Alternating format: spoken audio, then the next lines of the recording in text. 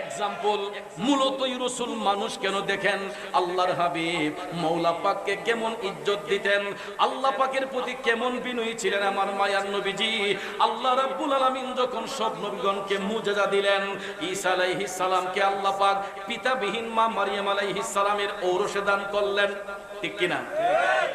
ঈসা আলাইহিস সালামকে পিতা ছাড়া মা মারিয়াম আলাইহিস সালামের ঔরস থেকে আল্লাহ পাঠাইলেন। যখন ঈসা আলাইহিস সালাম যখন ঈসাই গোত্রে প্রেরিত হলেন, উনি যখন ফু দেন, উনার ফুর দ্বারাতে মরা মানুষ জিন্দা হয়ে যায়। কি হয়ে যায়?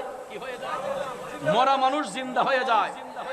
যখন ঈসা নবীর উম্মতরা দেখলো যে ঈসা নবী ফু দিলেই মরা জিন্দা হয়ে যায়, এরা কয় সর্বনাশ, যেই লোকের ফুর দ্বারাতে মরা জিন্দা হয়ে যায় এই লোক তো নিশ্চয়ই খোদা ছাড়া আর কিছু না।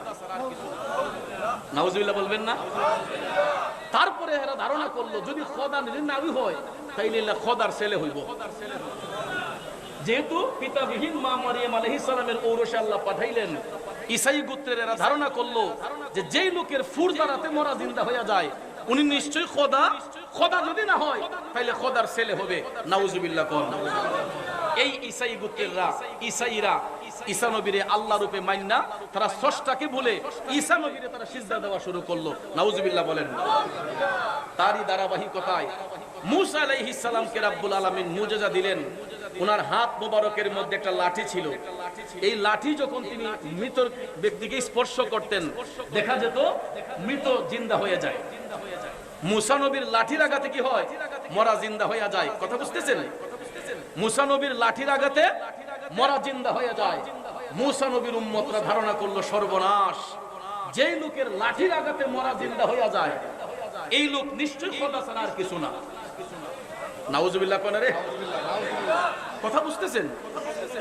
আল্লাহ রাব্বুল আলামিন ঈসা নবীকে যখন মুজিজা দান করলেন, ঈসা নবীর উম্মতরা ঈসা নবীর মুজিজা দেখে তারা ঈসা নবীকে আল্লাহ রূপে মানতে শুরু করলো। তখন তারা ঈসাকে সিজদা দেওয়া শুরু করছে। নাউজুবিল্লাহ কোন। মূসা আলাইহিস সালামকে আল্লাহ রাব্বুল আলামিন যখন মুজিজা দিলেন, ওনার লাঠির আঘাত করলে মরা জিন্দা হয়ে যায়। মূসা নবীর উম্মতরা কয় সর্বনাশ, যেই লোকের লাঠির আঘাতে মরা জিন্দা হয়ে যায় নিশ্চয়ই উনি খোদা ছাড়া আর কিছু না। জোরে কোন নাউজুবিল্লাহ। এরা মূসা নবীরে সিজদা দেওয়া শুরু করলো। এই রকম ভাবে অন্যান্য সকল নবীর উম্মতরা তাদের নবীর একটা দুইটা মুজিজা দেখে এরা আল্লাহকে ভুলে গিয়ে তাদের নবীকে সিজদা দেওয়া শুরু করলো। আখিরি জামানার নবী আমাদের নবী রাহমাতাল লিল আলামিন হুজুরে কারীম সাল্লাল্লাহু আলাইহি ওয়াসাল্লাম চিন্তা করলেন যে তারা তাদের নবীর একটা দুইটা মুজিজা দেখে স্রষ্টারে ভুললা তাদের নবীগণকে তারা স্রষ্টা রূপে মানতে শুরু করছে।